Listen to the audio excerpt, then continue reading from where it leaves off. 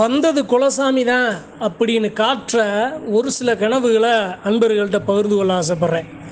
என் கனவில் என் சாமி வந்துருச்சுங்க, அதோட உருவத்தை காட்டி கொடுத்துருச்சுங்க அப்படின்னு நமக்கு ஒரு சில கனவுகள் தெரியும். ஆனால் அது நமக்கு அதை சரியாக கணிக்க முடியாது. நான் அறிஞ்சதை அன்பர்கள்ட்ட பகிர்ந்து கொள்ள ஆசைப்பட்றேன். பேசுகிற தெய்வம் எப்படி காட்டும், பேசாத தெய்வம் எப்படி காட்டுங்கிறத நான் பகிர போகிறது. முதல்ல பேசாத தெய்வம் ஒரு சாமி இருக்குது, அந்த சாமி பேசாமல் இருக்குது அப்படிங்கிறத ஒரு அன்பருக்கு எப்படி காட்டி கொடுக்குது அப்படின்னா, ஒரு தெய்வம் இருக்குது, அந்த தெய்வம் ரொம்ப சோகமாக அவருடைய வீட்டுக்கு உள்ளே வருது. சோகமாக வீட்டுக்கு உள்ளே வந்த உடனே அவருடைய பூஜை அறையில் போய் ரொம்ப சோகமாக அப்படியே உட்காருது. அப்போ அங்கே இருக்கிற ஒரு அம்மா, ஐயா என்னையா இவ்வளவு சோகமாக வந்திருக்கியே, என்னாச்சு ஏதாச்சு அப்படின்னு பதறி போய் அந்த அம்மா கேட்குது. கனவுல அந்த அம்மா கேட்குது. அதுக்கு அவர் சொல்கிறாரு, இல்லத்தா மக்க திசை மாதிரி நிற்கிதுங்க, அதனால் கொஞ்சம் உடம்பு பலவீனமாக இருக்குது அப்படிங்கிற மாதிரி சொல்கிறாரு. அவர் ஏன் சொல்கிறாரு அப்படின்னா, அந்த குலதெய்வ கும்பில் அங்கே இருக்கிற மக்க யாரும் அந்த கோவிலுக்கு போகாதனால அந்த அம்மாவுக்கு அப்படி ஒரு கனவை காட்டி கொடுக்குது. சரிங்க, இது பேசாத தெய்வம். இதே மாதிரி அந்த தெய்வம் எப்படி சொல்கிறது அப்படின்னா, ஒரு மாதிரியான சிக்கலில் இருக்குது அப்படிங்கிறத இன்னொரு கனவு. எது மாதிரி கனவு அப்படின்னா, எப்படி சொல்கிறது அப்படின்னா, மண்ணில் புதைச்ச ஒரு சில சடலம் இருக்கும் பார்த்தீங்களா, அது மாதிரி கீழே படுத்து அந்த மண்ணுக்குள்ளே படுத்து மூச்சு மட்டும் விடுற மாதிரியான அந்த நிலைமையில் ஒருத்தரை கண்ணில் காட்டி கொடுக்குது.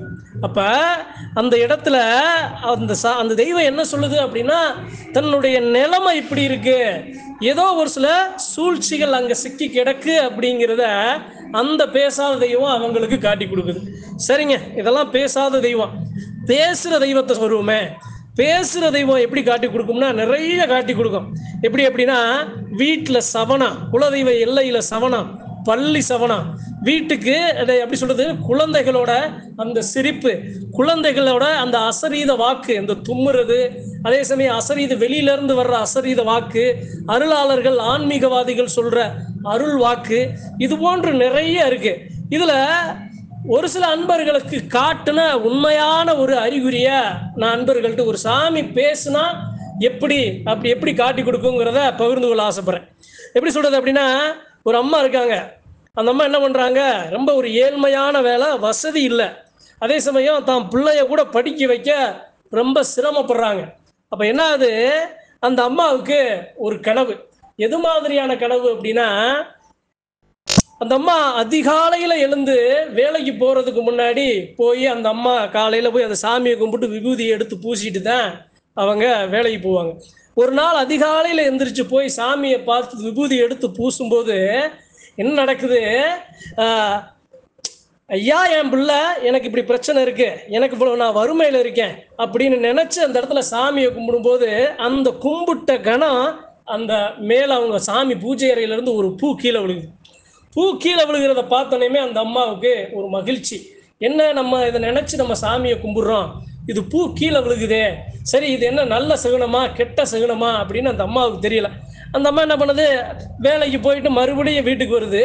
வீட்டுக்கு உள்ளே வந்த உடனே கொஞ்சம் தண்ணி குடித்து இளப்பாரி சற்று உக்காந்த உடனே அந்த அம்மா வீட்டில் எப்பயுமே பார்த்தீங்கன்னா சவனம்ங்கிறது கொஞ்சம் இல்லாமல் இருந்துச்சு. கிணின்னு சவனம் அங்கே கன்னி மூலையில் அடிக்குது, ஈசானி மூலையத்துலேயும், ரெண்டு மூலையிலையுமே அந்த இடத்துல சவனம். அப்போ அந்த அம்மாவுக்கு என்னையா, காலையில் போகும்போது நமக்கு அழகா நம்ம சாமியை கும்பிடும்போது ஒரு பூ விழுந்துச்சு, இப்போ நம்ம வீட்டில் சவனம் கொடுக்குது, ஒருவேளை நம்ம சாமி நம்ம கிட்ட பேச ஆரம்பிக்குதோ, நம்ம பட்ட கஷ்டங்கள் நம்ம சாமிக்கு காதுக்கு போயிருச்சோ அப்படின்னு அந்த அம்மா அதை அழகா அந்த அம்மா அதை எடுத்துக்கிறாங்க. இது ஒன்று. அதாவது இதெல்லாம் நான் எதுக்கு சொல்கிறேன் அப்படின்னா, நம்மளை அறியாமையே நாம் படுற கஷ்டங்களை வச்சு நம்ம சாமி நான் இருக்கேன் அப்படின்னு ஒரு சில நிகழ்வுகளில் காட்டி கொடுக்கும். அது போன்ற சின்ன சின்ன நிகழ்வுகள் தான் இது மாதிரியான நிகழ்வுகள். அதே மாதிரி என்ன ஆகுது, இன்னொருத்தர் இருக்காரு, அவன் தெய்வத்தை வீட்டில் வச்சு வணங்கி வர்றாரு. வணங்கி வரும்போது அவர் என்ன பண்ணுறாரு, இரவு நேரங்களில் படுக்கும்போது அந்த தெய்வமே அவருக்கு எப்படி சொல்கிறது அப்படின்னா, இந்த உபவாசம் பண்ணுவாங்க பார்த்தீங்களா, உடம்பு சௌரியம் இல்லை, தலைவலி, கைகால் குடைச்சலாக இருக்குது அப்படின்னு உடல் சரியில்லாமல் படுத்திருக்கவங்களுக்கு அவங்க உண்மையா நேசிக்கிற அந்த சாமியே வந்து அவங்களுக்கு ஒரு மருத்துவர் மாதிரி, ஒரு மருத்துவச்சு மாதிரி அவங்களுக்கு அவங்க உடலை சரி பண்ணி கொடுக்கும். அது மாதிரியான கனவுகள் அவருக்கு தெரியுது. இதை நான் ஏன் சொல்றேன் அப்படின்னா, சாமி நம்ம கிட்ட பேசுனா நாம அனுதினமும் நாம எதாவது கஷ்டப்படுறோம் அப்படிங்கிற எல்லாத்தையும் புரிஞ்சுக்கிட்டு நமக்கு அதை தெரியப்படுத்தும் அப்படிங்கிறதுக்காகத்தான் இந்த சின்ன சின்ன நிகழ்வுகளை நான் சொல்ல ஆசைப்படுறேன். அதாவதுங்க, தெய்வம் பேசுது பேசாதது ரெண்டுமே யாருக்கு ரொம்ப தெளிவா தெரியும் அப்படின்னா, குலதெய்வத்தை சுமக்கிற சாமியாடிகள் இருக்காங்கல்ல, அவங்களுக்கு தெளிவா தெரிஞ்சிடும்.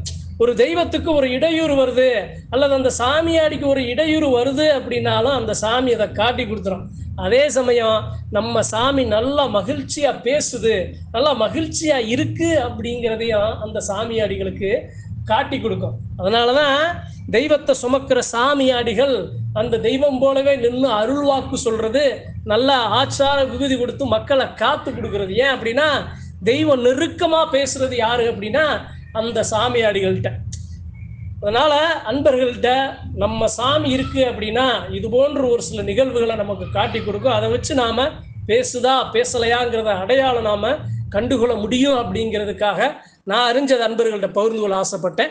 நன்றி, வணக்கம். மற்றும் ஒரு பதிவில் சந்திப்போம்.